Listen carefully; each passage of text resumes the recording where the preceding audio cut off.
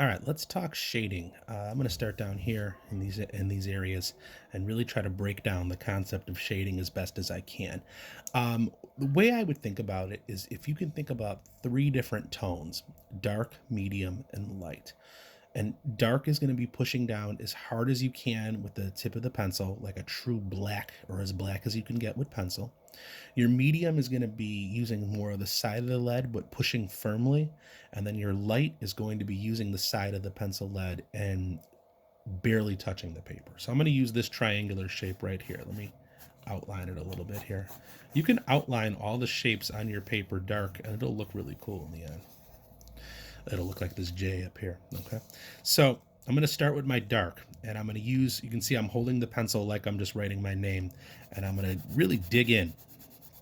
And I'll do about, what is that, a quarter of an inch maybe. I want to have some white space in here in the end. I don't want to shade the whole thing, so I'll start with that. I don't have to do a lot of shading to fill these up.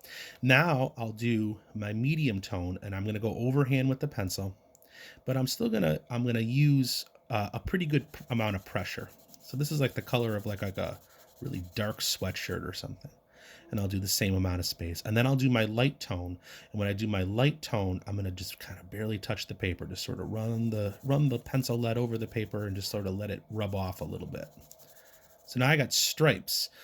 Stripes are okay, but I would rather have a nice even fade or a nice even blend. So let's see, do I have anything here? I'm just going to use a little bit of paper to actually blend. So I'm going to use paper to blend on paper. So I ball up a little piece of paper like this, and then I'll just scrub it over the top. Could also use my finger. Something like tissue works perfect, or a paper towel. Clean up my edges. And there's a shaded section. Let's do another one. So I started dark up at the top here, so let's do dark at the bottom here. Same thing. Dig in, fill it in. I'm not going to go any real further or anything like that, just about the same amount.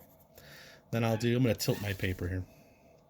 Do my side of the pencil, but firm pressing tone.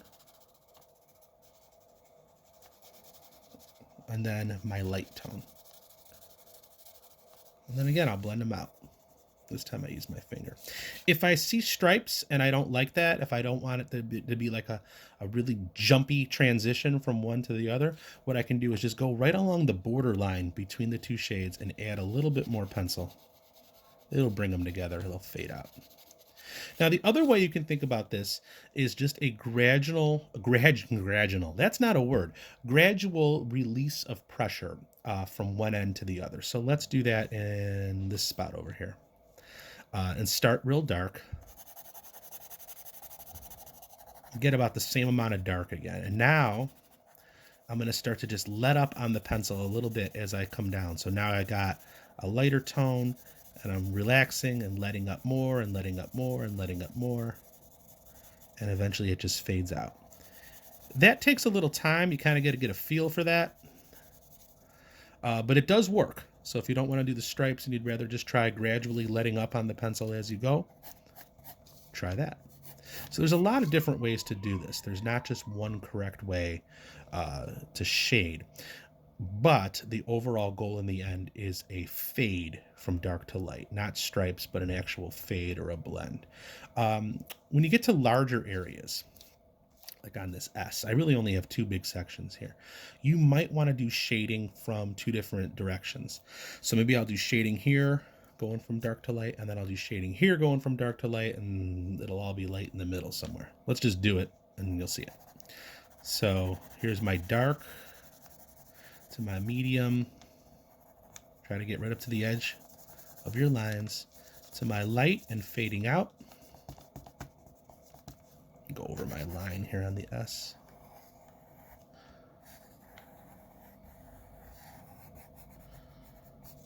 And then I'll do the same thing over here, starting from this angle, dark to medium to light. You can come out as far as you want. If you want, you got a really big section, you might want to bring your shading out a little further. There's no right or wrong to that. Okay. So that's another option for how to do it. So hopefully this hopefully this helps a little bit as far as the shading goes, and we'll talk about it more in class as well.